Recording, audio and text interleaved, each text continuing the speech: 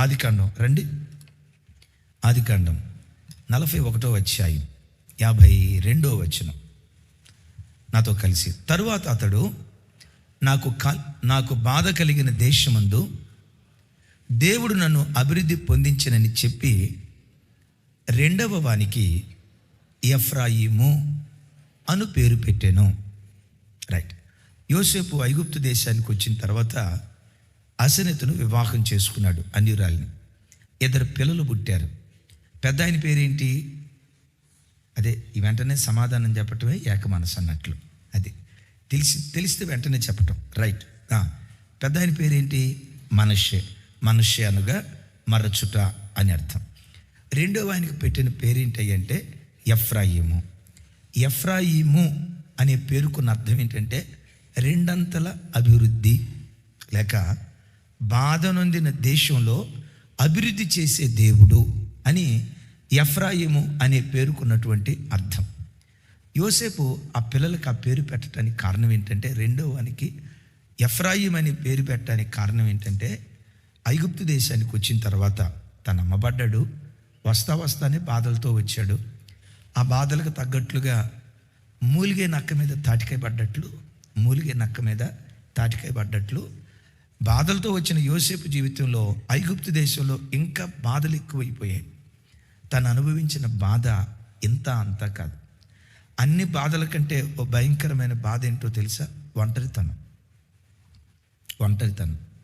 మిమ్మల్ని ఉన్నపాటున పాకిస్తాన్ దేశానికి తీసుకెళ్ళి మీకు ఫోన్ ఇవ్వకుండా, నెల పోషించబట్టడానికి మాత్రం డబ్బులు పంపిస్తా, ఫోన్లో మాట్లాడనీయకుండా, అక్కడ నా అనేవాళ్ళు ఎవరూ లేకుండా 1 సంవత్సరం పాటు మిమ్మల్ని పాకిస్తాన్ దేశంలో వదిలేస్తే ఆ తర్వాత ఉరేసుకొని చచ్చిపోకపోతే నన్ను అడగండి.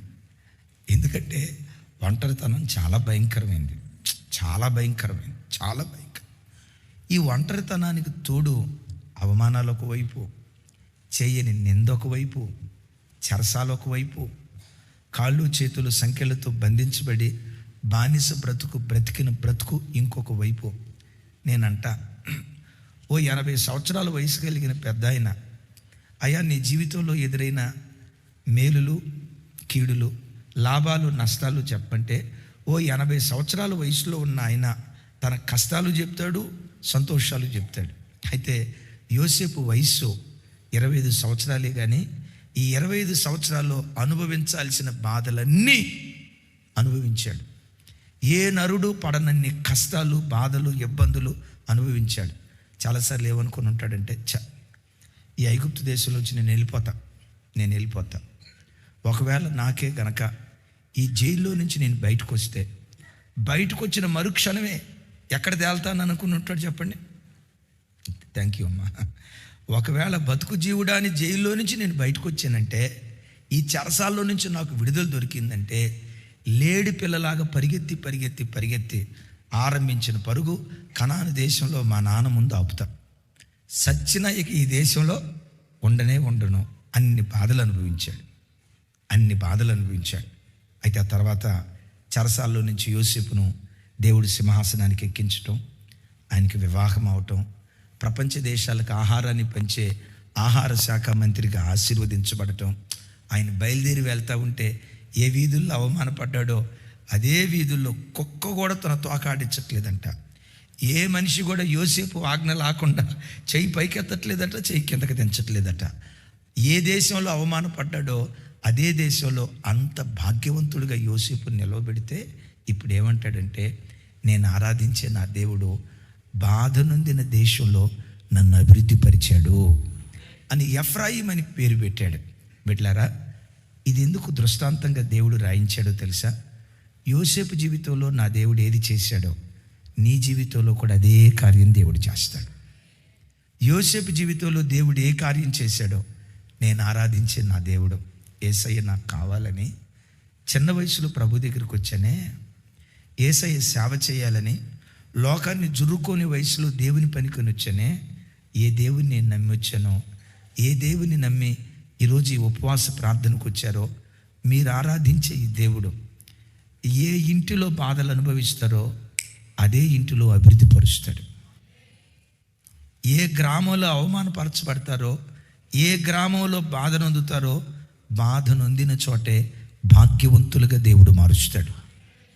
ఏ ఉద్యోగ స్థలంలో టార్చర్ అనుభవిస్తారో, అగైన్ ఏ ఉద్యోగ స్థలంలో టార్చర్ అనుభవిస్తారో, బాబోయ్ మా ఎండి ఉన్నాడు, హిట్లర్ కన్నా హిట్లర్ కూడా ఎంతో ఘోరంగా బతికొండడం, బాబోయ్ మా మా మా ఎండి మా మేనేజర్ అయ్యి బాబోయ్ క్రూరుడు, ఇలాంటి క్రూరుడు నేను ఎక్కడా చూడలేదని కొన్నిసార్లు ఈ ఉద్యోగం కాదని ఆ ఉద్యోగం, ఆ ఉద్యోగం కాదని ఈ ఉద్యోగం, ఈ స్థలం కాదని ఆ స్థలం, లోతులాగా దేవుని పిల్లలుగా మనం గుడారాలు మార్చాల్సిన అవసరం లేదు. ఏ ఉద్యోగం చేస్తావో, ఏ ఉద్యోగంలో బాధలు అనుభవిస్తావో, బాధ నొందిన చోటే నిన్నంతకంతకు దేవుడు అభివృద్ధి పరుస్తాడు. ఆమెన్. ఈ దేవుడు ఎవరయ్య అంటే బాధ నొందిన గ్రామంలోనే, బాధ నొందిన ఇంటిలోనే, బాధ నొందిన దేశంలోనే, బాధ నొందిన ఉద్యోగ స్థలంలోనే, బాధలు అనుభవించిన సంఘంలోనే మనల్ని భాగ్యవంతులుగా దేవుడు మారుస్తాడు. ఎక్కడ బాధపడిన చోటే.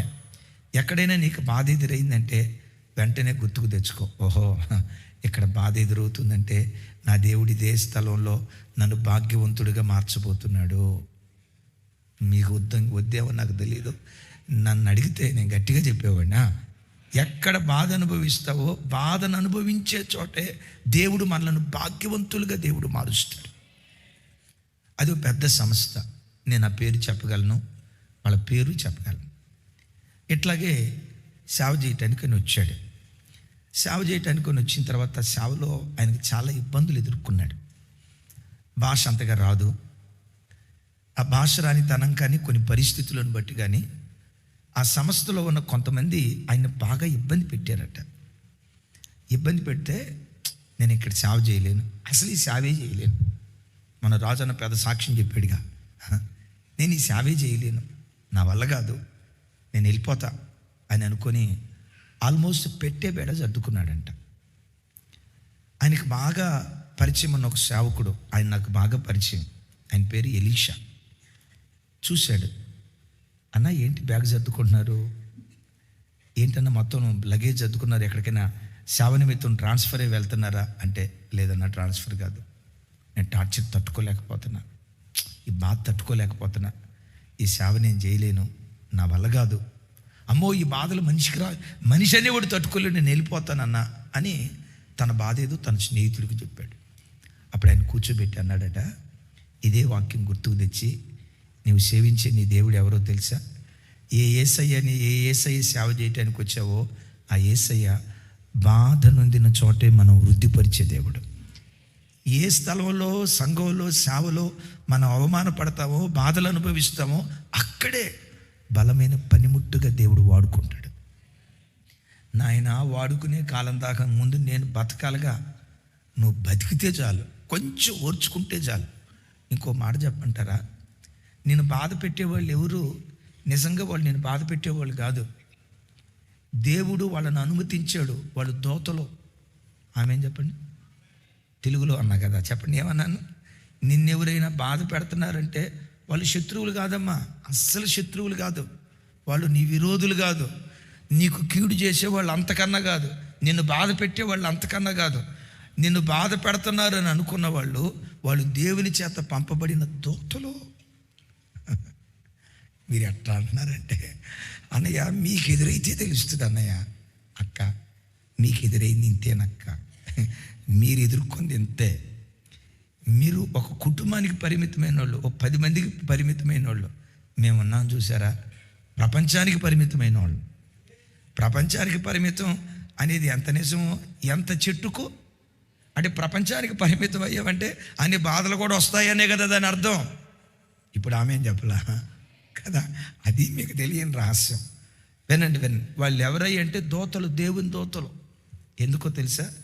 ఈ శ్రమల పాఠశాలలో వాళ్ళు నలగొట్టి దేవుడు వారి ద్వారా ఓర్పు నేర్పుతాడు, సహనం నేర్పుతాడు, లోబడే తత్వం నేర్పుతాడు.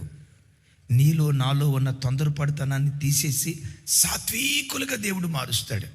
ఏమండి, గోధుమ మెత్తగా కావాలంటే ఏం చేయాలి? గోధుమలు తీసుకెళ్ళి యేసునామంలో మెత్తగా ఇదిగో జెర్మియా పాస్టర్ గారు నేను చెప్తున్నా, ఇదిగో యేసు నామములో నువ్వు మెత్తగైపోదువు గాక అంటే, ఆ గోధుమలకు నోరుంటే అంటదే, ఒరే మెంటలోడా, ఒరే పాగల్, నేను మెత్తగా కావాలంటే రోట్లో వేయాలి.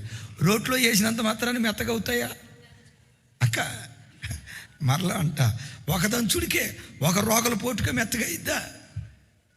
దంచి దంచి దంచి దంచి దంచి దంచి దేవుడు ఒక పాత్రగా నన్ను వాడుకోక మునుపు, ఒక పనిముట్టుగా నిన్ను వాడుకోక మునుపు దంచుతాడు దేవుడు.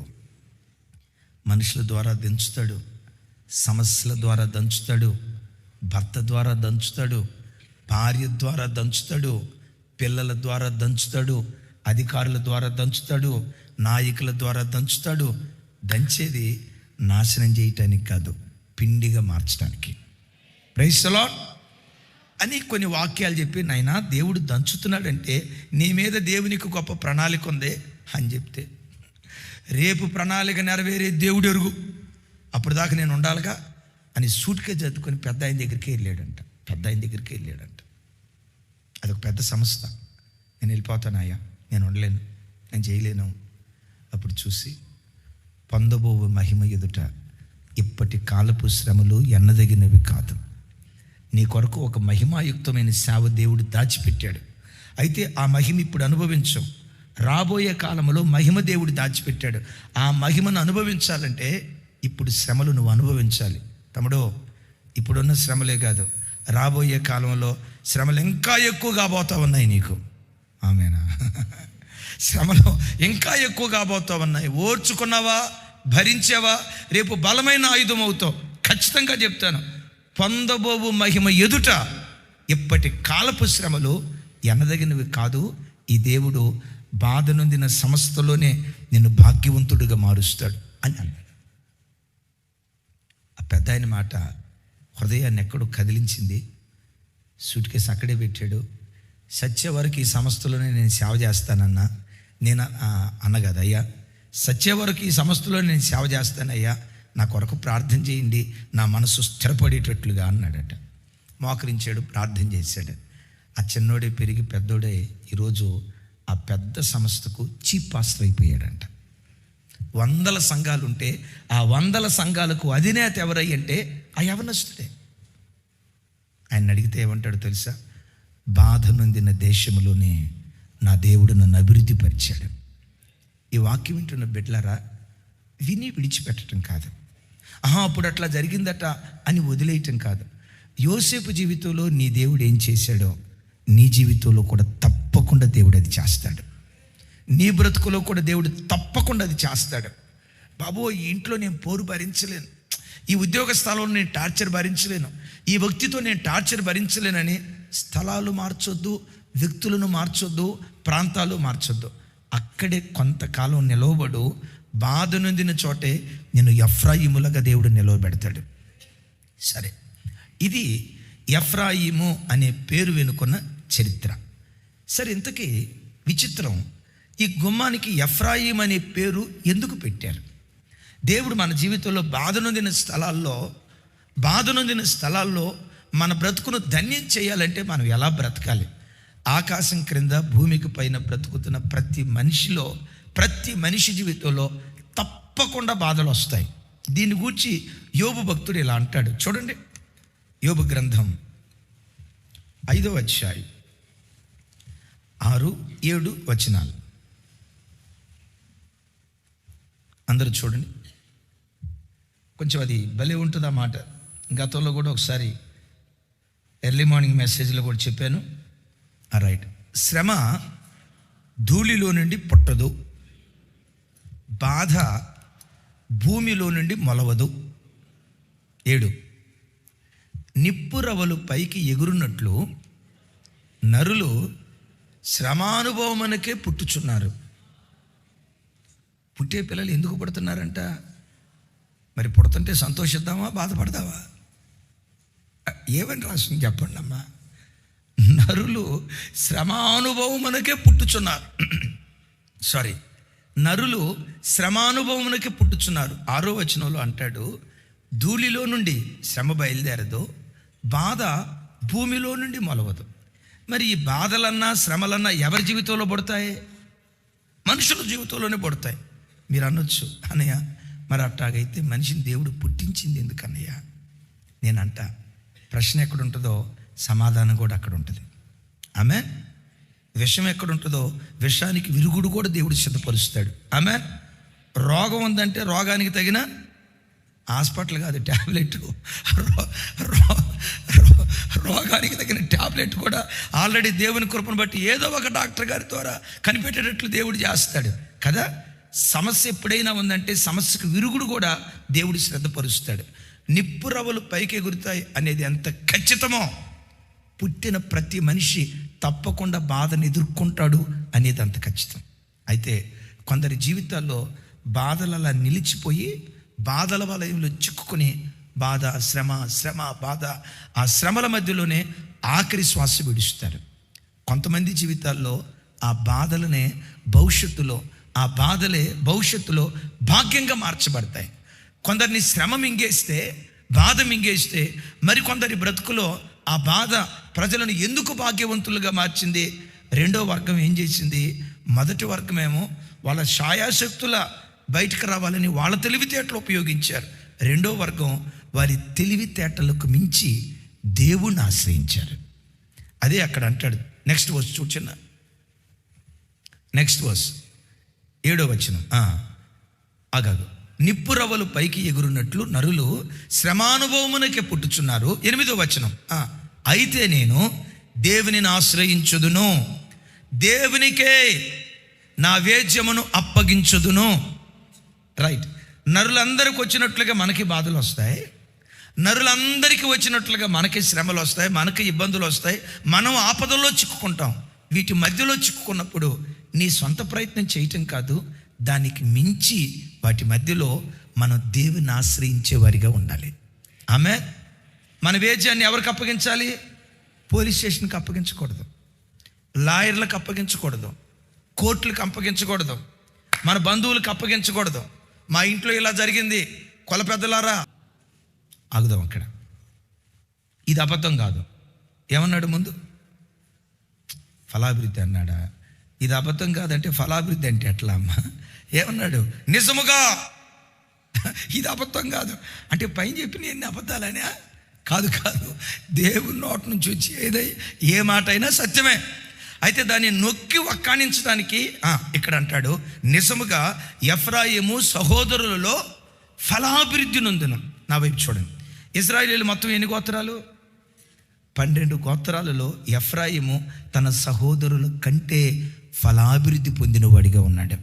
ఈ వాక్యం వింటున్న తమ్ముడు, చెల్లి, అమ్మ, అయ్యా, ఈ 2026 సంవత్సరం నీ సహోదరుల మధ్యలో, నీ రక్త సంబంధికుల మధ్యలో, నీ తోబుట్టువుల మధ్యలో, నీ గ్రామంలో, నీ స్వకీయుల మధ్యలో, నీ సహోదరుల మధ్యలో మిక్కిలి ఫలాభివృద్ధి నొందిన వాడిగా దేవుడు నిన్ను నిలవబెట్టును గాక. ఇతడు ఫలించిన వాడు మాత్రమే కాదు, ఏమంటాడు? అతని ఫలము అభివృద్ధి చెందింది. ఫలాభివృద్ధి చెందిన వాడిగా ఎఫ్రాయిము ఉన్నాడు. నా వైపు చూడండి. ఎవరైనా ఫలించాలంటే ఏం చేయాలి? యేసయ్య అంటారు కదా, నేను మంచి ద్రాక్షవల్లిని, మీరు నాలో తీగలు. ఎవరు నా యందు నిలిచి ఉంటారో, అంటే ఎవరు నన్ను ఆశ్రయిస్తారో, ఎవరిలో నేను నిలిచి ఉంటానో వాడు బహుగా ఫలిస్తాడు అని వ్రాయబడింది కదా. ఎఫ్రాయిము సహోదరులందరిలో బహుగా ఫలాభివృద్ధి పొందటానికి కారణం ఏంటంటే ఎఫ్రాయిము దేవునిని ఆశ్రయించిన వాడు. బిడ్డ, కరువైనా, ఖడ్గమైనా, ఆపదైనా, ఇబ్బంది అయినా, వస్త్రహీనత అయినా, ఇంకా దయనీయ స్థితి అయినా, ప్రతి సందర్భంలో నీ దేవుడిని ఆశ్రయించు. ఆమెన్. నా వైపు చూడండి. నీ నాలుకను ఆశ్రయించొద్దు, నీ బలాన్ని ఆశ్రయించొద్దు, నీ తెలివిని ఆశ్రయించొద్దు. వాటిని సంపాదించుకుందాం, అవి లేకుండా బ్రతకాలని కాదు. వాటికి మించి ప్రతి క్షణం దేవుని ఆశ్రయించి దేవుని మీద మనం ఆధారపడి బ్రతికితే సహోదరులందరిలో ఫలాభివృద్ధి పొందిన వారిగా దేవుడు ఉంచుతాడు. సరే, దేవుని ఆశ్రయించటం అని అన్నాం కదా. అసలు ఆ దేవుడు ఎలాంటి వాళ్ళు? ఆ దేవుడే తనను గూర్చి ఇదే హోషేయ గ్రంథంలో మరో చక్కటి మాట అంటాడు. చూడండి, 14వ అధ్యాయం 8వ వచనం. ఎఫ్రాయిము ఎఫ్రాయిము బొమ్మలతో నాకెలా నిమిత్తమేమి, నాకిక నిమిత్తమేమి, నేనే ఆలకించుచున్నాను, నేనే ఎఫ్రాయిమును గూర్చి విచారణ చేయుచున్నాను. ఇక్కడ నుంచి పెద్దగా చెప్పండి. నేను చిగురు పెట్టు సరళ వృక్షపు వంటి వాడను, నా వలననే నీకు ఫలము కలుగును. నీ దేవుడు ఎట్టివాడు నీకు తెలిస్తే ఆయనను తప్ప నరమాత్రులను నువ్వు ఆశ్రయించు. ఆయన ఎట్టివాడో నీకు తెలిస్తే, అది ఒక్కటి నీకు తెలిస్తే ఎవరినైనా వదిలిపెడతావు, కానీ ఆయన వదిలిపెట్టం. చినకాలనీలో ప్రార్థన జరుగుతుంది. ఒక పిల్లోడిని పిలిచి, రేచిన కొంచెం మంచినీళ్ళు తీసుకురారా అన్న. వాడు వెళ్ళినట్లుగానే వెళ్ళి అక్కడ ఆగిపోయి ఉన్నాడు. 2 నిమిషాలైనా వాడు కదల్లా. నీళ్ళు తీసుకురా పోరా అంటే, పోతున్నానన్నా అని కాలు ఇట్లా లాగుతున్నాడు, కానీ నాకు నుంచి కదలట్లా. ఒరే నీకు ఇప్పుడు 3 నిమిషాలు 4 నిమిషాలు అయిపోయింది, మంచినీళ్ళు తీసుకురారంటే, అన్నా పోతున్నా బాడీ కదులుతుంది కానీ కాలు కదలట్లా. ఈలోపు పక్క ఉండి పిల్లలుండి వాడు కదలట్లేదయ్యా, ఏంటో ఏమైందో, కాలు తిమ్మిరెక్కిందో, ముళ్ళేమన్నా గుచ్చుకుందో, మీకేమన్నా గుచ్చుకుందో చూడండి పోయానంటే, వాడి దగ్గరికి వెళ్తే నెడితే వాడు కాలు కింద 5 రూపాయల కాయిన్ ఉంది. వాడు వంగి తీసుకుందాం అనుకున్నాడు, కానీ జనం వెళ్తున్నారు పోతున్నారు. ఎక్కడ దొరికిపోతారు అనుకున్నాడు ఏమో, కానీ అక్కడ కాలు పెట్టి కదలట్లా. ఎందుకు కదలట్లేదాడు? ఆడ కాయిన్ ఉందన్న సంగతి ఆడికి తెలుసు. నీ యేసయ్య దగ్గర ఏముందో నీకు తెలిస్తే, నీ యేసయ్య ఏమై ఉన్నాడో అది నీకు తెలిస్తే, యేసుక్రీస్తు నీ జీవితంలో ఏం చేయగలడో నీకు తెలిస్తే, ఆయనను తప్ప నాసిక రంధ్రాలలో ఊపిరి ఉన్న ఏ మనుషుని నువ్వు ఆశ్రయించు. ఆ దేవుడు ఎట్టివాడో ఎఫ్రాయిముకు తెలుసు. ఆ దేవుడు ఎట్టివాడట, నేను చిగురు పెట్టు సరళ వృక్షం వంటి వాడను. ఒకసారి చెప్పండి, చిగురు పెట్టు సరళ వృక్షం వంటి వాడను. లోకంలో ఏ చెట్టు అయినా చూడండి, ప్రతి చెట్టు ఒక కాలంలో పచ్చగా ఉంటుంది, ఇంకో కాలానికి వచ్చేసరికి ఆకులన్నీ రాలిపోయి ఇక ఆ చెట్టు నరికేయాలేమో అన్నట్లుగా ఉంటుంది. ఇక నరుకుదామని అనుకునే లోపు మెల్లగా స్టార్ట్ అవుతుంది. ఏం స్టార్ట్ అవుతుంది? చెప్పాలి. కొంచెం చిగురుతో ఉంటుంది. కొంచెం ఆ చిగురు పెద్ద అయిన తర్వాత, అమ్మయ్యా మరలా ఆకులు ఉన్నాయి, ఇది చచ్చిపోలేదులే, ఇది బతికే ఉందలే అని అనుకుంటాం. విచిత్రం తెలుసా? ఆకాశం క్రింద భూమికి పైన ఉన్న చెట్లన్నిటిలో ఎప్పుడు పచ్చగా ఉండే ఏకైక చెట్టు సరళ వృక్షపు చెట్టు. ఏ కాలంలోనైనా చూడండి. సుధాకరణ మామిడి చెట్టు మీది నూజివీడే కదా, ఏమన్నా అంత డౌట్గా చెప్తున్నారు? మీ నూజివీడి రసాలు ఉన్నాయి కదా.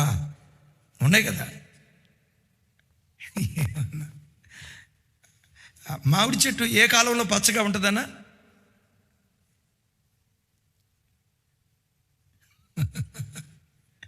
అన్నా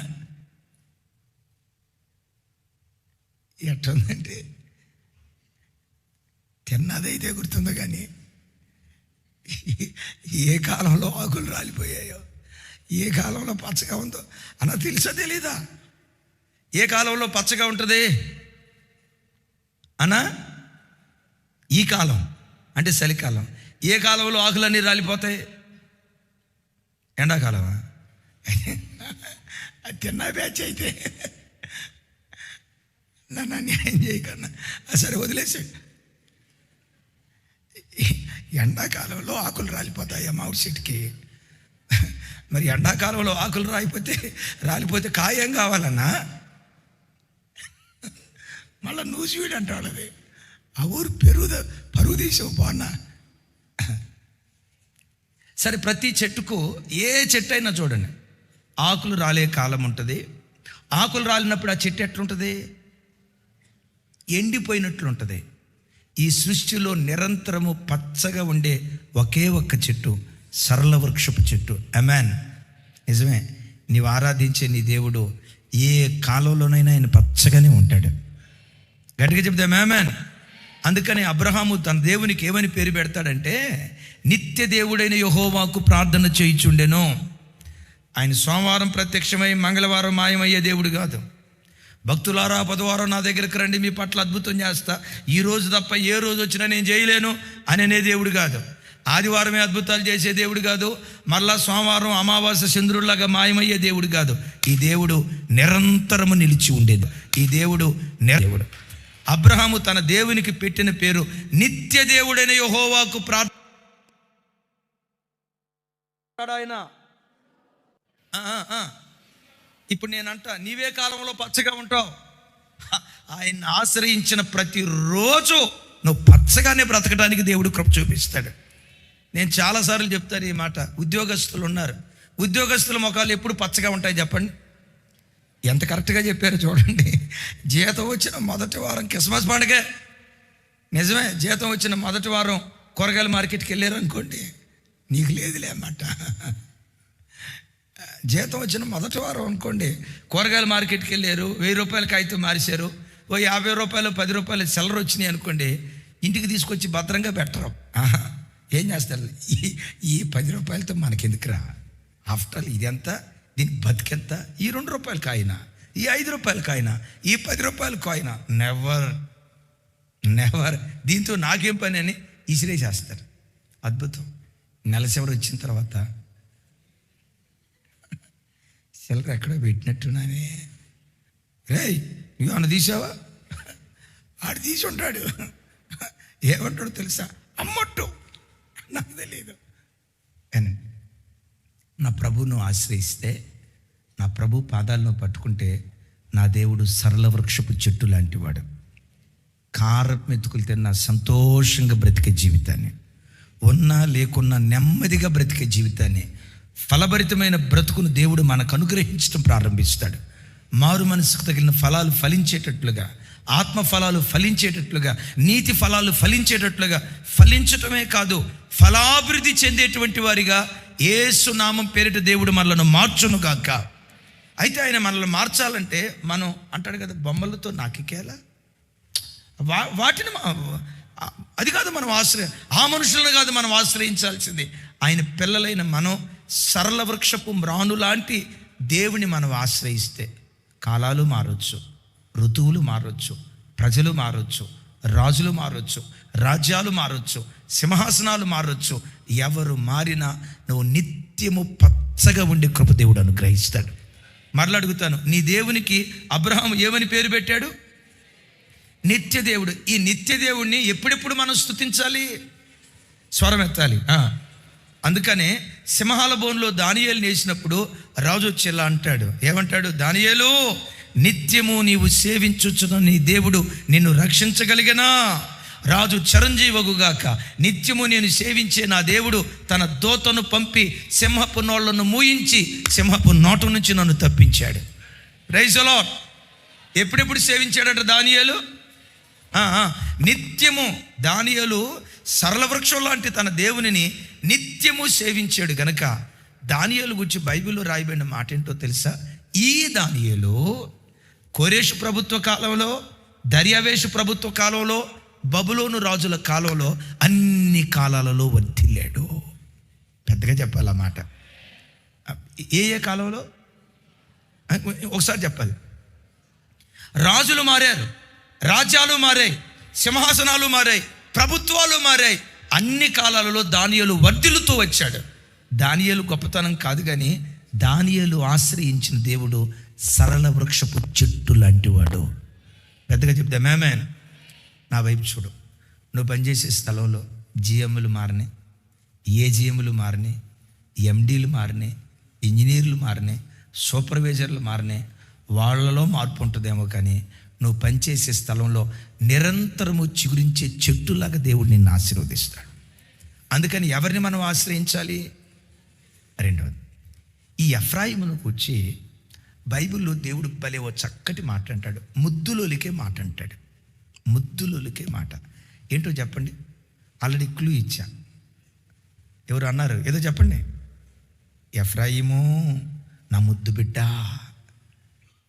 ఇశ్రాయేలు గోత్రాలు మొత్తం విన్ని సహోదరులందరిలో ఎఫ్రాయిము ఫలాభివృద్ధి పొందటానికి కారణం ఏంటంటే, ఈ 11 మంది ఒక ఎత్తు, ఎఫ్రాయిం ఒక ఎత్తు.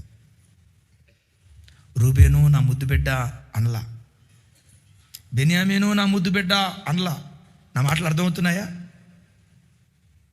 చెప్పండి సార్. షిమియోను నా ముద్దు బిడ్డ అనలా, గాదు నా ముద్దు బిడ్డ అని అనలా. అద్భుతం. ఎఫ్రాయిము దగ్గరికి వచ్చేసరికి ఎఫ్రాయిము నా ముద్దు బిడ్డ అంటున్నాడు. యేసయ్యకి మహిమ కలుగును గాక. చూడండి ఆ మాట, ఇర్మియా గ్రంథం 31వ అధ్యాయం 20వ వచనం. నాతో కలిసి, ఎఫ్రాయిము నాకిష్టమైన కుమారుడా, నా ముద్దు బిడ్డ. ఏమంటున్నాడు? ఒకసారి చెప్పాలి, అందరూ చెప్పాలి. నాకిష్టమైన కుమారుడా, నా ముద్దు బిడ్డ. ఇక ఆగండి, నా వైపు చూడు. ఇజ్రాయేలీలు మొత్తం ఎంతమంది, ఎన్ని గోత్రాలు? ఈ 12 గోత్రాల్లో ఒక గోత్రీకుడు ఎఫ్రాయిమును పట్టుకొని నా ముద్దు బిడ్డ అంటున్నాడు. నేనంట, ఇంతమంది ప్రజలు ఇక్కడ కూర్చున్నాం కదా, ఇక్కడ కూర్చున్న ప్రజల్లో అందరినీ యేసయ్య ప్రేమిస్తున్నాడు. కానీ నీవెలా ఉండాలో తెలుసా? యేసయ్య నిన్ను ఒక ప్రత్యేకమైన ప్రేమతో ప్రేమించబడేదానిగా నువ్వు బ్రతకాలి. నన్ను చూసిన యేసయ్య వీళ్ళందరిలో ఈ బిడ్డ అంటే నాకు చాలా ఇష్టం, ఈ బిడ్డ అంటే నాకు చాలా ఇష్టం, ఈ అబ్బాయి అంటే నాకు చాలా ఇష్టం, ఆ బిడ్డ అంటే నాకు చాలా ఇష్టం ఉన్నారు. ఒక 7,000 మంది, ఓ 10,000 మంది, ఓ 1,00,000 మంది సంఘంలో ఉన్నారు, లేదు ఒక 10 లక్షల మంది సంఘంలో ఉన్నారు. లోకంలో 700 కోట్ల మంది ఉన్నారు. ఈ 700 కోట్ల మంది ప్రజల్లో ఈ బిడ్డ నాకు ప్రత్యేకమైన వాడు అని నేను కూర్చుంటే ఎంత బాగుండో కదా. ఏదో అంటారు కదా, గుంపులో నలుగురిలో అట్లా ఉండకూడదు. మన బ్యాచ్ ఎట్లుండాలో తెలుసా? 10,000 మంది మధ్యలోనైనా నిన్ను చూడటంతో ఈ బిడ్డ నాకు ముద్దు బిడ్డ, నాకు ఇష్టమైన బిడ్డ, నా మనసు గెలుచుకున్న బిడ్డ అని అలాంటి దివ్యమైన కితాబు దేవుని ద్వారా పొందుకున్నవాడు ఎఫ్రాయిము. కనుకే సహోదరులందరిలో ఫలాభివృద్ధి పొందినవాడిగా ఉన్నాడు. చెప్దా గట్టిగా. సరే, దేవుడు ముద్దు బిడ్డ అంటాం మాత్రమే కాదు. ఎఫ్రాయిము వాస్తవంగా ఎవరి కుమారుడు? యోసేపు కుమారుడు. యోసేపు కుమారుడుగా ఉన్న ఎఫ్రాయిము మనష్షేను పట్టుకుని యాకోబు అన్న ఒక తీవ్రమైన మాట చెప్తా. చూడండి ఆ మాట, 48:5.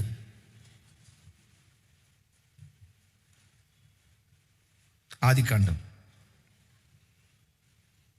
అందరూ మీ బైబిల్ తెరవండి, బహు విలువైన మాట అది.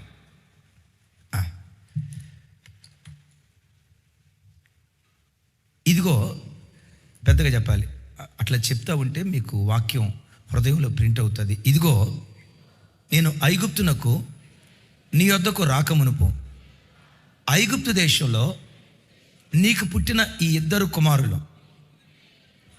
నా బిడ్డలే. రూబేను షిమ్యోనుల వలె ఎఫ్రాయిము మనష్షే నా బిడ్డలై ఉందురు. ఆగుదాం ఇక్కడ. ఎవరి బిడ్డలంట? వాస్తవంగా ఎఫ్రాయిము మనష్షే ఎవరి బిడ్డలో? యోసేపు బిడ్డలను పట్టుకొని యాకోబు ఏమంటాడు? వీరు నా బిడ్డలే. ఎవరితో సమానం? రూబేను షిమ్యోను ఉన్నారే, యోసేపు మీరందరూ ఉన్నారే, మీరెంతో, మీరు నా బిడ్డలు ఎలాగో ఎఫ్రాయిము మనష్షేలు కూడా నా బిడ్డలే అన్నాడు. వాస్తవంగా ఇక్కడ అనేటప్పుడు ఇద్దరు నా బిడ్డలే అన్నాడు. వాళ్ళిద్దరిలో మొదటి స్థానం ఎవరికి ఇచ్చాడు? పెద్దోడు ఎవరు?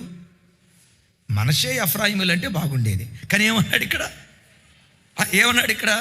మనష్షే ఎఫ్రాయిమీలు అనకుండా ఎఫ్రాయిము మనష్షే ఇద్దరు నా బిడ్డలే అన్నాడు. చూసారా? ఎక్కడికి వచ్చేసరికి కూడా ఎఫ్రాయిము ఓ ప్రత్యేకమైన ప్రేమతో యాకోబు చేత ప్రేమించబడ్డాడు. బిడ్డలారా, నా వైపు చూడండి. సంఘానికి వచ్చినప్పుడు ఒకడు నిజంగా దేవునికి ముద్దు బిడ్డగా బ్రతికితే, దేవునికి ఇష్టమైన వాడిని ఇష్టపడిన నరుడు ఎవరైనా ఉంటారా?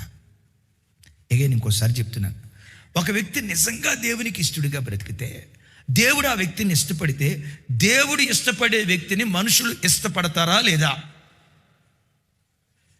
నాకు వినపడలా.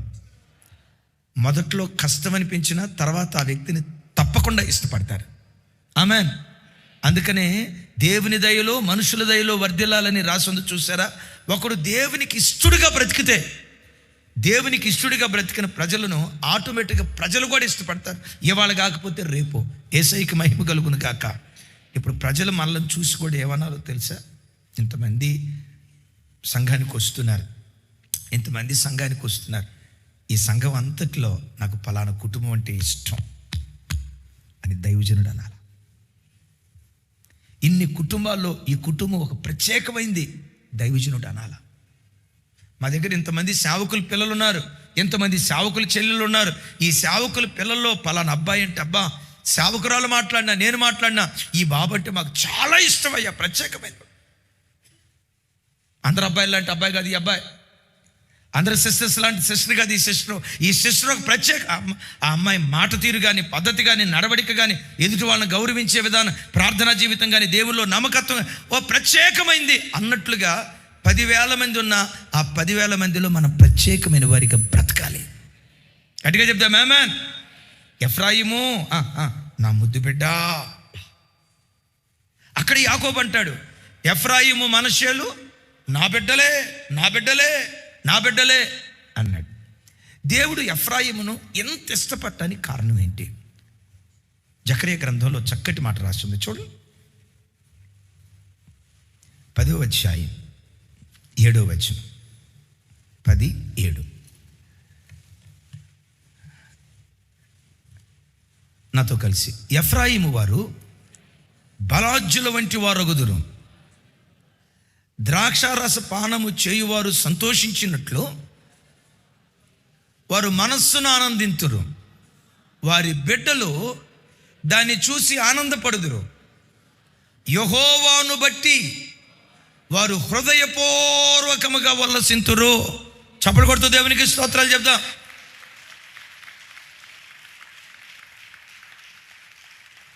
విన్నారమ్మా? ఇక్కడ వారు యెహోవాను బట్టి హృదయపూర్వకంగా ఉల్లసింతురు. వాళ్ళ ఉల్లాసం చూస్తే ఎట్టుంటుందంటే ఫుల్గా తాగినోడు డ్యాన్స్ చేస్తాడు చూశారు, అలంకారంగా చెప్తున్నాడు దేవుడు ఇక్కడ. విన్నారా? ద్రాక్షారసమత్తుడైన వాడు గంతులేస్తాడే, ఆర్భాటంగా కేకలేస్తాడే, ఆనంద డోలికల్లో తేలియాడతాడే, వాడేమో ద్రాక్షారసం తాగి ఆనందిస్తున్నాడు. ఈ బిడ్డ నన్ను బట్టి హృదయపూర్వకంగా ఉల్లసిస్తున్నాడు. గట్టిగా చెప్దాం ఆమేన్. ఎవరిని బట్టి? చెప్పాలి, ఎవరిని బట్టి? యెహోవానైన నన్ను బట్టి హృదయపూర్వకంగా అతడు ఉల్లసిస్తూ ఉన్నాడు. నా ప్రభు బిడ్డలారా, యేసయ్య పిల్లలుగా ఉన్న మనం దేవుని సన్నిధికి వస్తే ఆయన సన్నిధిలో ఉల్లసించటం నేర్చుకోవాలి. పాటలు పాడేటప్పుడు పాటకు తగినట్లుగా ఉల్లాసంగా పాటలు పాడటం నేర్చుకోవాలి. ప్రార్థన చేసేటప్పుడు ఉల్లాసంగా దేవుని సన్నిధిలో ప్రార్థన చేయాలి. ప్రభుని ఆరాధించేటప్పుడు అయ్యా అందరు నిలవబడండి, ప్రభుని ఆరాధన చేద్దాం అని అంటంతో వెంటనే చుట్టుకుమని లేడి పిల్లలు లేచి వారమంతా కాపాడినందుకు స్తోత్రం అయ్యా. ఆరాధన ఎప్పుడు వస్తుందా, ప్రభుని స్తుతించే సమయం ఎప్పుడు వస్తుందని ఎదురు చూస్తున్నానయ్య అన్నట్లుగా లేడి పిల్లలలాగా టంగుమని లేవాలి. Praise the lord. గట్టిగా చెప్తాం ఆమేన్. శనివారం అయిపోయింది, తెల్లారుతుంది. ఎప్పుడు తెల్లారుతుందా, ఎప్పుడు తెల్లారుతుందా, ఎప్పుడు ఆదివారం వస్తుందా, ఎప్పుడు 5:45 అవుతుందా, 5:40 కల్లా నా దేవుని మందిరంలో అడుగు పెట్టాలి, నా దేవుని మందిరావరణాన్ని చూడాలి, నా ప్రభుని స్తుతించాలి, వారం అంతా కాచినందుకు నీకు స్తోత్రం అయ్యా అని. అయ్యో ఆరాధన ఎప్పుడు వస్తా, పాటలు ఎప్పుడు పాడతారా అని దేవునిలో ఆనందించడానికి నువ్వు ఎదురు చూస్తూ ఉంటే వాళ్ళని నా దేవుడు ముద్దు బిడ్డగా ఎంచుతాడు. పెద్దగా చెప్దాం ఆమేన్. పెద్దగా చెప్దాం ఆమేన్. దేవుని పిల్లలు ఎలా ఉండాలంటే మందిరానికి వచ్చేటప్పుడు లేడి పిల్లలాగా చెంగుమని ఎగురుతూ రావాలి. మందిరంలో నుంచి వెళ్ళేటప్పుడు ఏనుగులాగా నడుచుకుంటా వెళ్ళాలి. మరలా వచ్చి ఆదివారం దేవా వారం రోజుల పాటు నీ సన్నిధికి రాకుండానయ్యా, మరలా వారం రోజుల తర్వాత మీ సన్నిధికి వచ్చేది ఏనుగులాగా నడుచుకుంటూ వెళ్ళాలి. కానీ లోకంలో ఎక్కువ శాతం ఎట్టుంటారో తెలుసా? మందిరానికి వచ్చేటప్పుడు మాత్రం ఏనుగులాగా పెళ్ళి నడక. మరలా వచ్చింది ఆదివారం, మీరు అట్లా ఉండరుగా అని చెప్తున్నా. మరలా వచ్చింది ఆదివారం, మరలా వచ్చింది ఆదివారం, పోదావలే అని చెప్పి ఏనుగులాగా నడుచుకుంటూ వెళ్తారు. ప్రార్థన అయిపోయింది ఆమేన్ అన్నారా, జంకలాగా పారిపోతూ ఉంటారు. మనం ఎట్లుండాలో తెలుసా? యెహోవా సన్నిధిని హృదయపూర్వకంగా ఉల్లసించేవారిగా ఉండాలి. అంటాడు అక్కడ వాళ్ళ అమ్మా నాన్నలు దేవుని సన్నిధిలో ఉల్లసిస్తూ ఉంటే వాళ్ళ పిల్లలు చూస్తూ ఉన్నారట. ఒక్కళ్ళు కూడా ఆమేన్ చెప్పలేదు. నీ పిల్లలు నేను మందిరంలో చూడాలి.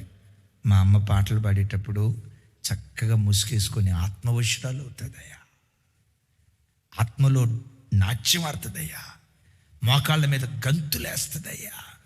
దేవుని సన్నిధిలో మా అమ్మ నిద్రమత్తుతూ ఉన్నట్లుగా కానీ, అలక్ష్యంగా దేవుని వాక్యం విన్నట్లుగా కానీ, నిద్రలోకి జోగుతూ వాక్యం వైపు మనసు పెట్టినట్లుగా మా అమ్మని ఎప్పుడూ చూడలేదయ్యా. మద్యవశుడు ఆర్భటించినట్లుగా, ద్రాక్షారసం తాగి మత్తిలినవాడు ఎలా కేకలేస్తూ అరుస్తూ ఉంటాడో, నా తల్లి దేవుని సన్నిధిలో హృదయపూర్వకంగా ఉల్లసించిందిరా. నీ పిల్లలు చూసి మా అమ్మలాగా నేను దేవుని సన్నిధిలో ఆనందించాలి, మా నాన్నలాగా దేవుని సన్నిధిలో ఆనందించాలి. చూడు చూడు, అందరూ వాక్యం వినే విధానం వేరు, మా నాన్న వాక్యం వినే విధానం వేరు. అందరూ వాక్యం వినే విధానం వేరు, మా అమ్మ వాక్యం వినే విధానం వేరు. అందరూ దేవుని సన్నిధిలో కూర్చునే విధానం వేరు. మా అమ్మందే డిసిప్లిన్కి మారిపోయారని నీ భక్తిని నీ పిల్లలు చూసి ఆనందించాలి. వాళ్ళు ఏమన్నారో తెలుసు మనసులో, మా సంఘంలో మా అమ్మ అంత భక్తిపరురాలు ఇంకెవరు లేరు, మా నాన్న అంత భక్తిపరుడు, మా నాన్నలాగా ఆనందించే వ్యక్తి ఇంకొకరు ఎవరు లేరనే అనే ముద్ర మన పిల్లల గుండెల్లో పడితే ఎఫ్రాయిము సంతతిని బలాజ్యులుగా దేవుడు మారుస్తాడట. బైబిల్లో రాసి ఉంటుంది, యెహోవా యందు ఆనందించుట వలన మాకు బలము కలుగుతున్నది అంటాడు. ఆమేన్. ఒకడు ఎలా బలాజ్యుడవుతాడు? హార్లిక్స్ తాగినందువల్ల కాదు, బోర్నవిటా తాగినందువల్ల కాదు, సీనియర్ హార్లిక్స్ జూనియర్ హార్లిక్స్ పొద్దున్నే జాగింగ్ వాకింగ్ చేయవద్దంటలా అవి చేసినందువల్ల కాదు. ఒకడు ఆత్మలో ఎలా బలాజ్యుడవుతాడంటే, యెహోవా యందు ఎవడు ఆనందిస్తాడో వాడు బలాజ్యుడిగా మార్చబడతాడు. దేవుళ్ళు ఆనందించకుండా ప్రార్థన ఇప్పుడు అయిపోద్దా? కిందకి వెళ్ళి కాసేపు ముచ్చటాడదాం, ఎవరు దొరుకుతారా, కాసేపు సోది మాటలు మాట్లాడదాం, సోది ముచ్చట్లు పెడదాం. వీటిలో ఆనందించేవాడు దేవుళ్ళు బలాజ్యుడు కాలేడు. వార్తల దగ్గర ఆనందించేవాడు బలాజ్యుడు కాలేడు. ముస్లిం ముచ్చట్ల దగ్గర సంతోషించేవాడు బలాజ్యుడు కాలేడు. టీవీ సీరియల్ దగ్గర ఆనందించేవాళ్ళు బలాజ్యులు కాలేరు. లోకపు వార్తల దగ్గర సంతోషించేవాళ్ళు బలాజ్యులు కాలేరు. లేఖనాల్లో చూస్తాం కదా, ఇశ్రాయేలు అన్యజనులు సంతోషించు వాటి యందు మనం దేనిలో సంతోషించాలి? యెహోవాని నీ ఆనందంగా చేసుకొని ఆయన సన్నిధిని హృదయపూర్వకంగా నువ్వు వల్లసిస్తే బలాజ్యురాలిగా దేవుడు మారుస్తాడు, బలాజ్యుడిగా దేవుడు మారుస్తాడు. అట్టి కృప దేవుడు మనకు దయచేయును గాక. ఇతడు హృదయపూర్వకంగా యెహోవా యందు వల్లసించేవాడు గనుక ఆ గుమ్మానికి ఎఫ్రాయిము గుమ్మం అని పేరు పెట్టబడింది. ఇతడు దేవునికి ఏ బిడ్డ? ఇంకోసారి చెప్పాలి, ఏ బిడ్డ? ముద్దు బిడ్డ గనక ఆ గుమ్మానికి ఎఫ్రాయిం అనే పేరు పెట్టబడి. ఎఫ్రాయిం అనే పేరు పెట్టడానికి కారణం ఏంటంటే, సరళ వృక్షపు చెట్టు లాంటి దేవునిని ఎఫ్రాయిము ఆశ్రయించాడు గనుక ఆ పేరు పెట్టడం జరిగింది. మూడవది, ఆ గుమ్మానికి 12 గోత్రాల వారిలో ఒకే గోత్ర పేరు. అఫ్కోర్స్ కొంతమంది ఇంకో గుమ్మానికి బెన్యామీన్ ఉందంట. సరే ముగింపులో మనం విందాం. అయితే నా వైపు చూడు, ఎఫ్రాయిము గోత్రం పేరు పెట్టారు. ఎందుకు పెట్టారు అంటే 2 కారణాలు చెప్పాను. ఇంకో 2 కారణాలు క్లుప్తంగా చెప్పి నేను ముగిస్తాను. ఎఫ్రాయిము దేవుని శిక్షకు లోబడినవాడు. దేవుని శిక్షకు ఏంటి దాని అర్థం? రైట్, వంగేనయ్యా, రైట్, కాల్స్తే రైట్ అయ్యా కాల్చావు అని కుర్చీ మీద కూర్చున్న అగ్గిపుల్లకి ఈ అగ్గిపుల్ల వంగి నమస్కారం చేస్తుంది.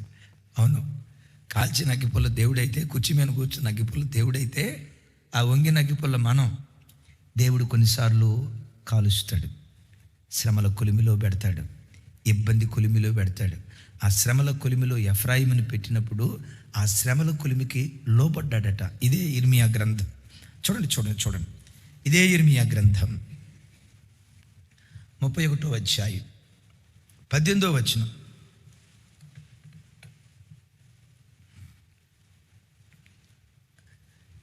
నాతో కలిసి, నీవు నన్ను శిక్షించితివి, కాడికి అలవాటు కాని కోడే దెబ్బలకు లోబడినట్లుగా నేను శిక్షకు లోబడుచున్నాను. నీవు నా దేవుడవైన యెహోవావు,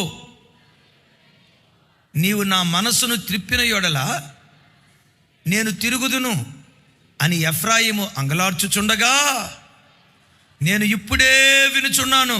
అసలు ఏ మాటలో చూడండి, నేను ఇప్పుడే వినుచున్నాను.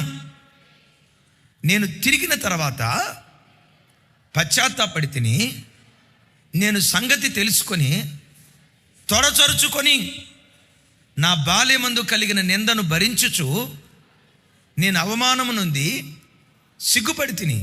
20వ వచనం, ఎఫ్రాయిము, పెద్దగా చెప్పాలి, ఎఫ్రాయిము నాకు ఇష్టమైన కుమారుడా, నా ముద్దు బిడ్డ, నేను అతనికి విరోధముగా మాట్లాడినప్పుడెల్లా అతనిని గూర్చిన జ్ఞాపకం నన్ను విడవకున్నది. అతన్ని గూర్చి నా కడుపులో చాలా వేదనగా ఉన్నది. తప్పక నేను అతనిని కరుణింతును.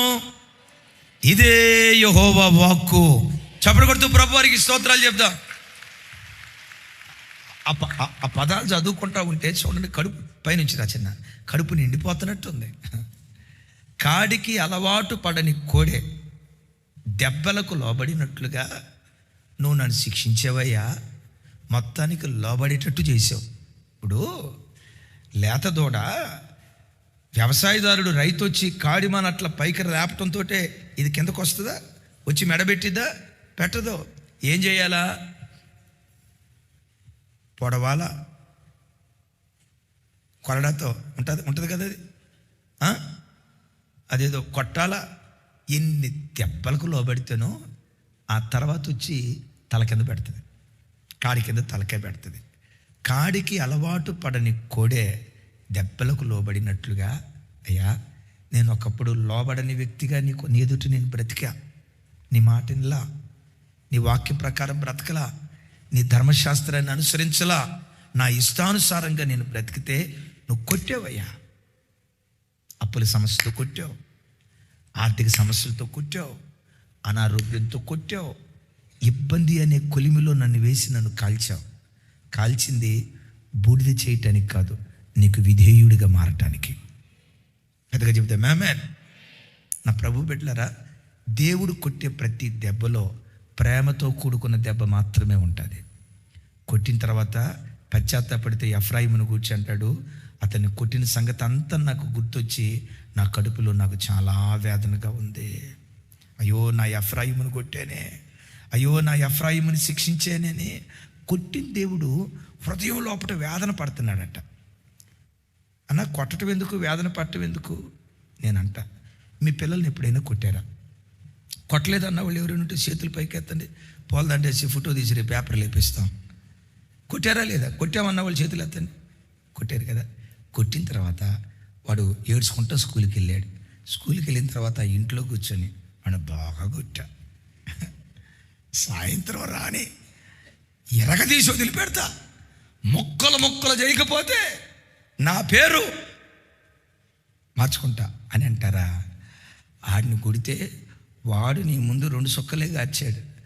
ఆడిని కొట్టిన తర్వాత ఆడు వెళ్ళిపోయిన తర్వాత ఇక నువ్వు ప్రార్థనలో కూర్చున్నప్పుడు ఏడుస్తావే, దేవా వాడిని కొట్టా, వాడు ఎంత ఏడుస్తూ ఉంటాడో, వాడు క్లాసులో కూర్చొని ఎంత ఏడుస్తూ ఉంటాడో, వాడు క్లాసులో కూర్చున్నాడో, నేను దెబ్బలు కొట్టినని ఏటైనా పారిపోయాడో, దేవా వాడు ఏమైపోయాడో, పాపం వాడిని కొట్టానైనా, నా బిడ్డను కొట్టానైనా, నా బిడ్డను కొట్టానైనా అని అల్లాడతావు కదా. ఎందుకు అల్లాడతావో తెలుసా? నీకు ఆ మనసు ఎందుకుందో తెలుసా? నీ దేవుడు అలాంటి మనసు కలిగిన వాడు కనుక. నీ దేవుని మనసు అలాంటిది. తప్పు చేసినందుకు కోపంతో ఒక దెబ్బ కొడతాడేమో, కానీ దెబ్బ కొట్టినందుకు ఆ దెబ్బకు మించిన ప్రతిఫలం నీకు ఎలా ఇవ్వాలా?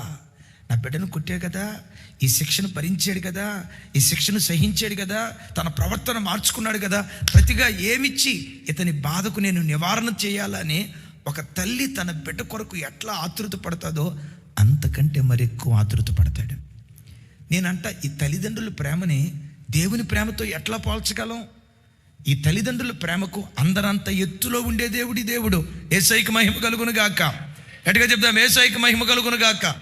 ఓ కొడుకును తండ్రి కొట్టి ఎట్లా అల్లాడిపోతాడో, ఓ కూతురును తల్లి కొట్టి ఎలా వెలవెలలాడిపోతుందో, పొరపాటున తండ్రి కూతురును కొట్టడో.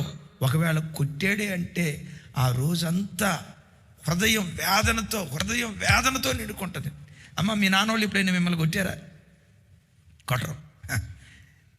మీ నాన్న కొట్టరు. మీ అమ్మ మాత్రం దంచి వదిలిపెట్టి ఉంటుంది. అదిగో ఉతికి వదిలిపెట్టి ఉంటుంది. మీ అమ్మ కొట్టి ఉంటుంది, కానీ నాన్న మాత్రం తండ్రి కంట ఆడపిల్ల యువరాణి అంట. ఆడపిల్ల యువరాణి. నిజమే, మిమ్మల్ని రాణిలాగా చూసుకొని ఉంటాడు కదా, కొట్టడం. మా ఊరిలో శివం అని ఒక ఆమె ఉంది. ఆమె పేరు శివమ్మ. మంచి విషయం చెప్పేటప్పుడు పేరు కూడా చెప్పొచ్చు. ఆమెకు ఒకే ఒక కూతురు. సీత, ఆ అమ్మాయి పేరు సీత. ఒకే ఒక్క కూతురు, లేక పుట్టింది. మొత్తానికి ఆ అమ్మాయి కూడా చాలా మంచిదే. చిన్నపిల్లలు కదా, ఏదైనా చిన్న తప్పుడు పని చేస్తే, చిన్న అబద్ధం ఆడితే ఈ తల్లి ఏం చేసిందంటే భయం నేర్పడానికి పెట్టమని కొట్టింది. కొట్టేటప్పుడు కూడా ఇట్లా ఎత్తుతుంది, కదెత్తినట్టు ఎత్తుతుంది. కొట్టేటప్పుడు మాత్రం ఇట్లా అంటుంది. ఇట్లా కొట్టక మునిపే ఆ చిన్నపిల్ల అని ఏడుపు స్టార్ట్ చేసింది. ఆ అమ్మాయి ఏడ్చేలోపు ఏమి ఏడుస్తుంది, ఏమి ఏడ్చి ఆ శివమ్మ కూతురు సీత ఏం చేస్తా తెలుసా, వాళ్ళ అమ్మని చూసి పక్క నవ్వుతుంది. దెబ్బతింద నేను కదమ్మా, నేను ఆడవలసింది, నువ్వు ఏడుస్తావేంటి? నాకు లేక పుట్టిన బిడ్డవే, నిన్ను ఎట్లా కొట్టుకునేది? నేనంట, బిడ్డను కొట్టడానికి తల్లికైనా మనసు ఉంటుందేమో కానీ నా దేవునికి ఉండదు. నువ్వు ఏడిస్తే ఏడ్చేవాడు, నువ్వు దుఃఖపడితే దుఃఖపడేవాడు. నీ యావత్ బాధలో నీతో కూడా పాలి భాగస్తులయ్యే వ్యక్తి ఎవరైనా ఉన్నారంటే నీవు ఆరాధించే యేసుక్రీస్తు ప్రభువారు. అయితే సుమే, ఆయన శిక్షకు గురి చేస్తాడు. ఎందుకో తెలుసా? పాపం నుంచి పరిశుద్ధతకు రావటానికి. అనయ్య, నేను పరిశుద్ధంగానే ఉన్నా కదా, నన్ను ఎందుకు శిక్షిస్తున్నాడు? పరిశుద్ధత నుండి అధిక పరిశుద్ధత రావటానికి, మహిమ నుండి అధిక మహిమకు రావటానికి, కృప నుంచి అధిక కృపకు రావటానికి దేవుడు తన పిల్లలైన మనలను శ్రమల మార్గం గుండా నలగొట్టుకుంటూ వెళ్తారు. ఒకప్పుడు లోకంలో పాపం చేసేటప్పుడు శిక్షించారు, శిక్ష అనే కాడి చేత తన వైపు తిరిగేటట్లుగా చేశారు. ఆయన వైపు తిరిగి నమ్మకంగా పవిత్రంగా బ్రతుకుతున్న ఇంకా ఎందుకు శ్రమల కొలిమిలో దేవుడు మనలను పుటం వేస్తాడంటే ఒక్కటే కలిగిన కారణం, పరిశుద్ధత నుండి అధిక పరిశుద్ధతకి, మహిమ నుండి అధిక మహిమకు రావటానికి శ్రమ అనే దండం చేత దేవుడు మనల్ని శిక్షిస్తారు. ఇక్కడ అద్భుతమైన మాట ఏంటంటే, కాడికి అలవాటు పడని కోడే దెబ్బలకు లోబడినట్లుగా దేవుడు నన్ను కొట్టాడయ్యా. కొడతా ఉంటే నేను దెబ్బలకు లోబడతా. ఏమంటాడు? నేను దెబ్బలకు శిక్షకు లోబడుచున్నాను, నీవు నా దేవుడవైనా. ఏం దేవుడువయ్యా నువ్వు అని అన్నాడా? చెప్పాలి. భక్తిగా బ్రతుకుతున్నా దేవుడు నిన్ను శ్రమపరుస్తున్నాడంటే పరిశుద్ధత నుండి అధిక పరిశుద్ధతకు తీసుకొని వెళ్ళాలి. ఇది దేవుని ప్రణాళిక. ఇలా శిక్షిస్తున్నప్పుడు ఎఫ్రాయిం ఏమన్నాడు? ఏం దేవుడువయ్యా నువ్వు అని అల్లా. ఎంత ప్రార్థన చేస్తే ఏంటి శిక్ష అయ్యా అని అల్లా అనకపోగా ఏమన్నాడు?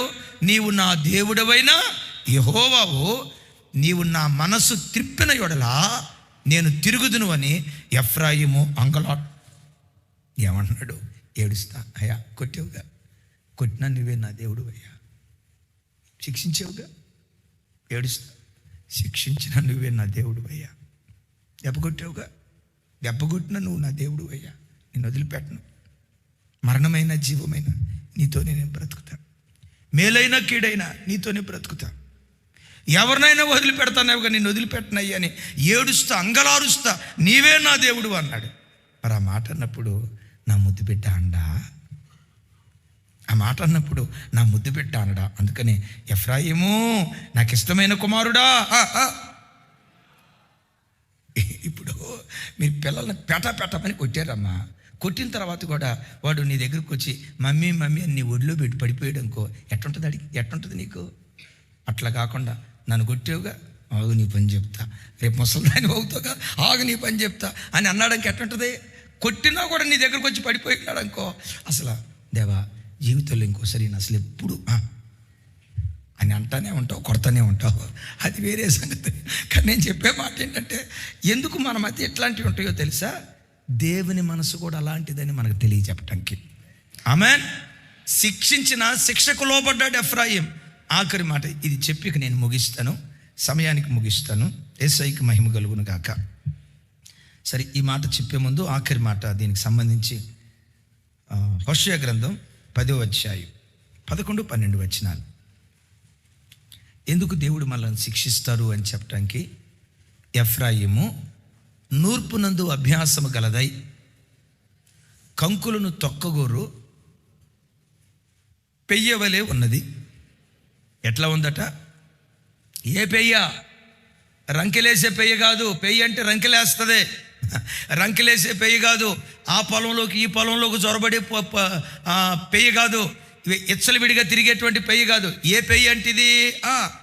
నూర్పునందు అభ్యాసము గలదై. దేని యందు అభ్యాసం? నోర్చటం అంటే అన్న చెప్పన్న రైతే కదా మీరు కదా. కళ్ళెం దొక్కటాన్ని నూర్పు అంటారు. నూర్పునందు అభ్యాసము గలదై. నేనంట ఈ అభ్యాసం దీనికి ఎక్కడి నుంచి వచ్చింది? శిక్షల నుంచి వచ్చింది. చూసారా, ఒకప్పుడు కాడికి అలవాటు పడని కోడె ఇప్పుడు నూర్పుడు చేసే కోడిగా మారిపోయింది. ఎట్లా మారిపోయింది? శిక్షాదండం చేత దేవుడు దాన్ని లోపరుచుకున్నాడు. యేసయ్యకి మహిమ కలుగును గాక. 12వ వచనంలో అంటాడు, ఎందుకు దేవుడు ఆ శిక్షాదండం వేశాడు అంటే, నీతి ఫలించినట్లు మీరు విత్తనములు వేయుడి, ప్రేమ అను కోతను మీరు కోయుడి. ఆమేన్. ఎందుకు ఈ శిక్షాదండం అంటే, మనలో నుంచి నీతి అనే ఫలాలు ఫలించాలి, ప్రేమ అనే ఫలాలు ఫలించాలి. ఆ ఫలాలు ఇచ్చేవారిగా మాత్రమే కాదు. ఇందాక మనం చదువుకున్నాం కదా, ఎఫ్రాయిము తన సహోదరులలో ఫలించాడు కాదు, ఫలాభివృద్ధి. ఫలాలు నీతి, ప్రేమ, విశ్వాసం, సాత్వికం, ఓర్పు, దయాళత్వం, ఆశా నిగ్రహం. ఈ ఫలాలు రోజు రోజుకు మనలో అభివృద్ధి పొందునుగాక. ఈ అభివృద్ధి రావాలంటే మనకేం కావాలి? ఆఖరి మాట, ఎఫ్రాయిముకు దేవుడు అంత ప్రేమించడానికి కారణం జస్ట్ ఇది చెప్పి నేను సమయానికి ముగిస్తాను. జకర్యా గ్రంథం 9వ అధ్యాయం 13వ వచనం. 9:13 నాతో కలిసి, యోధా వారిని నాకు విల్లుగా వంచుచున్నాను, ఎఫ్రాయిము వారిని బాణములుగా చేయుచున్నాను.